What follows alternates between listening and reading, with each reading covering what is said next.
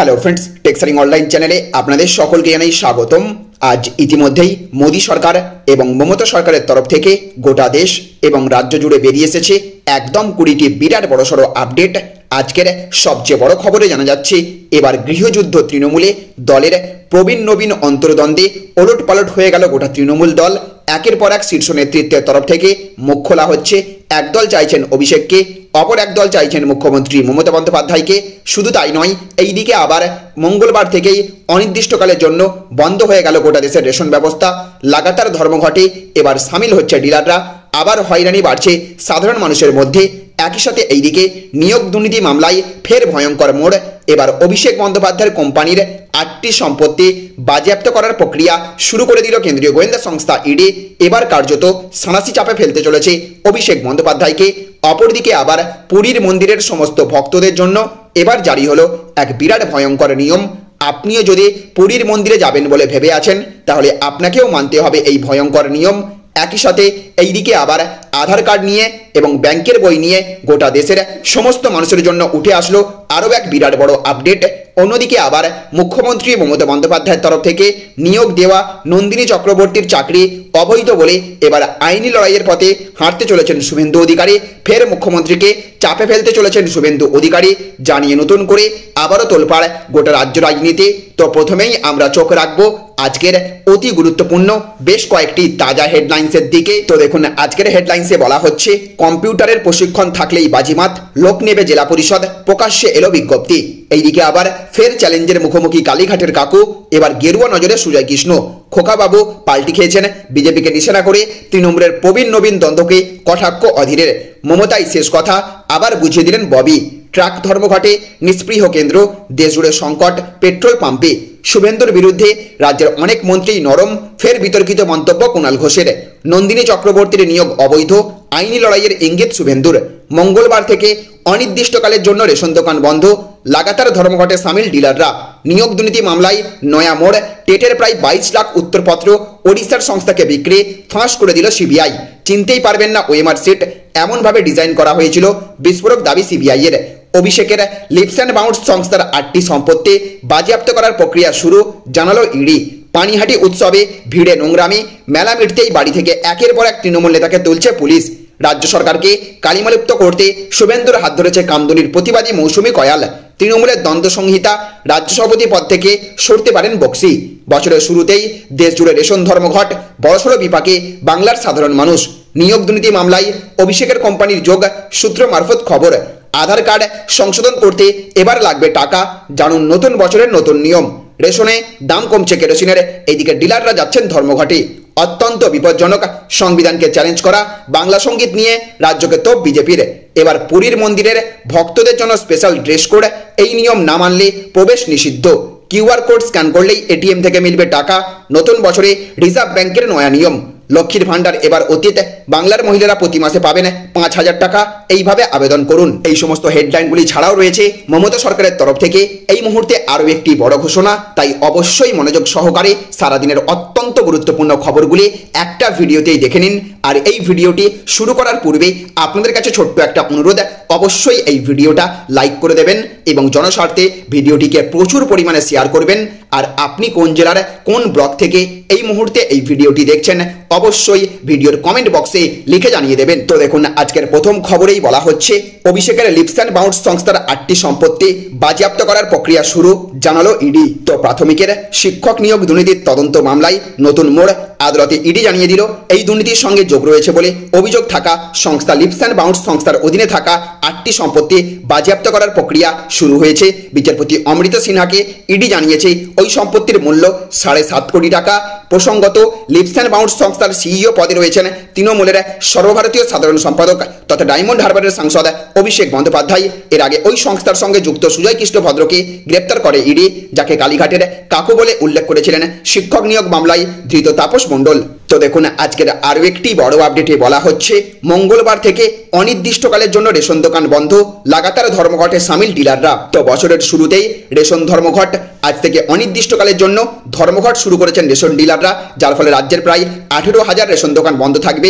পরিষেবা সম্পূর্ণ ব্যাহত হওয়ার আশঙ্কায় সাধারণ মানুষ। ভোগান্তিতে পড়েছেন দেশের 80 কোটি 35 লক্ষ রেশন উপভোক্তা। দেশ জুড়ে রেশন ধর্মঘটের ডাক দিয়েছে অল ইন্ডিয়া ফেয়ার প্রাইস সব ডিলার্স ফেডারেশন। আন্দোলনকারীদের দাবি, ইদানিং নেটওয়ার্ক সমস্যা অথবা আঙুলের ছাপের অমিলের কারণে উপভোক্তাদের সমস্যা হচ্ছে। এদিকে রেশন সামগ্রী এফসিআই থেকে নিয়ে আসা এবং ক্রেতাদের বন্টনের মধ্যে বেশ কিছু পরিমাণ খাদ্যশস্য নষ্ট হয়, তাই এফসিআই থেকে চটের বস্তায় খাদ্যশস্য দেওয়ার দাবি জানিয়েছেন তারা। একই সঙ্গে দার্জিলিং সহ রাজ্যের অন্যান্য জেলাতেও এনএফসি এর নিয়ম অনুযায়ী অগ্রিম কমিশন চালু করার দাবি জানানো হয়েছে। এদিকে আজকের আরও একটি বড় আপডেটে বলা হচ্ছে, নন্দিনী চক্রবর্তীর নিয়োগ অবৈধ, আইনি লড়াইয়ের ইঙ্গিত শুভেন্দুর। তো রাজ্যের নবনিযুক্ত স্বরাষ্ট্র সচিব নন্দিনী চক্রবর্তীর নিয়োগকে অবৈধ বললেন রাজ্য বিধানসভার বিরোধী দলনেতা শুভেন্দু অধিকারী। আর এই অভিযোগ তুলে রাজ্য সরকারের সিদ্ধান্তের বিরুদ্ধে আদালতে যাওয়ারও হুঁশিয়ারি দিলেন শুভেন্দু। নন্দিনী চক্রবর্তীকে স্বরাষ্ট্র সচিব হিসেবে ঘোষণার 48 ঘন্টা পর নিজের এক্স হ্যান্ডেলে একটি পোস্ট করেছেন শুভেন্দু। সেখানে পুলিশের ভারপ্রাপ্ত ডিজি রাজীব কুমারের নিয়োগ নিয়ে প্রশ্ন তুলেছেন। পাশাপাশি নন্দিনীর নিয়োগ অবৈধ বলেও উল্লেখ করেছেন তিনি। শুভেন্দু লিখেছেন, রাজ্য প্রশাসনের 13 জন অতিরিক্ত মুখ্য সচিব এবং 5 জন প্রধান সচিবকে বাদ দিয়ে স্বরাষ্ট্র দপ্তর অবৈধভাবে স্বরাষ্ট্র সচিব নিয়োগ করেছে। তিনি যে এই বিষয়টিতে অনেক দূর পর্যন্ত যাবেন তারও হুঁশিয়ারি দিয়েছেন শুভেন্দু। তো দেখুন আজকের আরও একটি বড় আপডেটে বলা হচ্ছে, এবার পুরীর মন্দিরে ভক্তদের জন্য স্পেশাল ড্রেস কোড, এই নিয়ম না মানলে প্রবেশ নিষিদ্ধ। তো পুরীর জগন্নাথ মন্দির সারা পৃথিবীতে বিখ্যাত, প্রতিদিন হাজার হাজার ভক্ত পুরীর জগন্নাথ মন্দিরে আসেন পুজো দিতে। দেশ তো বটেই, বিদেশ থেকেও বহু ভক্ত জগন্নাথ বলরাম সুভদ্রাকে দর্শনের জন্য আসেন এই মন্দিরে। তবে এবার থেকে পুরীর জগন্নাথ মন্দিরে আগত দর্শনার্থীদের জন্য চালু হলো বিশেষ ড্রেস কোড। এই ড্রেস কোড না মানলে প্রবেশ করতে দেওয়া হবে না মন্দিরে। কর্তৃপক্ষের পক্ষ থেকে জানানো হয়েছে, এবার থেকে পুরীর জগন্নাথ মন্দিরে শর্টস, ছিঁড়ে যাওয়া জিন্স এবং স্কার্টের মতো পোশাক পরে প্রবেশ করা যাবে না। কর্তৃপক্ষের ভাষায় এই ধরনের পোশাককে অশালীন বলে চিহ্নিত করা হয়েছে। মন্দিরে আগত দর্শনার্থীদের ওপর নজর রাখবে মন্দিরের পরিচালক এবং পুলিশ প্রশাসন। এই ধরনের পোশাক পরে প্রবেশ করা যাবে না মূল মন্দিরে। মন্দির প্রশাসনের প্রধান প্রশাসক রঞ্জন কুমার দাস বলেছেন, ঐতিহ্যবাহী পোশাক যেমন ট্রাউজার প্যান্ট, চুড়িদার, সালোয়ার কামিজ এবং ধুতি পরে ভক্তরা মন্দিরে প্রবেশ করতে পারবেন। তবে অশালীন পোশাক পরে মন্দিরে প্রবেশ করা যাবে না। দেশের বিভিন্ন মন্দিরে এই ধরনের ড্রেস কোড চালু রয়েছে। এদিকে আবার আজকের আরও একটি বড় খবরে বলা হচ্ছে, তৃণমূলের দ্বন্দ্ব সংহিতা, রাজ্য সভাপতি পদ থেকে কি সরতে পারেন বক্সি। তো 5 বছর আগের ঘটনা, ঘাড়ে স্পন্ডিলাইটিসের ব্যথার কারণ দেখিয়ে লোকসভা নির্বাচনে প্রার্থী হওয়া থেকে সরে দাঁড়িয়েছিলেন সুব্রত বক্সি। তৃণমূলের রাজ্য সভাপতির শরীর এখনো যে বিশেষ ভালো তা কিন্তু নয়। তবে তার চেয়েও বড় সমস্যা হলো দলের মধ্যেই এখন লাগাতার বিদ্রোহের মুখে পড়ছেন তিনি। কারণ কালীঘাটের ঘনিষ্ঠ সূত্রের খবর, এহেন পরিস্থিতিতে দেওয়াল লিখন এবার প্রায় স্পষ্ট, রাজ্য সভাপতি পদ থেকে অচিরে বিদায় নিতে পারেন তৃণমূলের বক্সিদা। তা লোকসভা ভোটের আগেই হবে না ভোট মিটে যাওয়ার পর, তা অবশ্য এখনো স্পষ্ট বা চূড়ান্ত নয়। 1998 সালের 1 জানুয়ারি আনুষ্ঠানিকভাবে তৈরি হয়েছিল তৃণমূল। সেদিন থেকে এখনো পর্যন্ত এক টানা জোড়াফুলের রাজ্য সভাপতি পদে রয়েছেন সুব্রত বক্সি। সেদিক থেকে বলতে গেলে সোনিয়া গান্ধী, লালকৃষ্ণ আডবাণীদের রেকর্ডও ভেঙে দিয়েছেন তিনি। বিজেপিতে সবচেয়ে দীর্ঘ সময় সভাপতি ছিলেন লালকৃষ্ণ আডবাণী, 3টি মেয়াদ মিলিয়ে প্রায় 11 বছর। সাবেক জাতীয় দল কংগ্রেসের সভানেত্রী পদে এই রেকর্ড রয়েছে সোনিয়া গান্ধীর।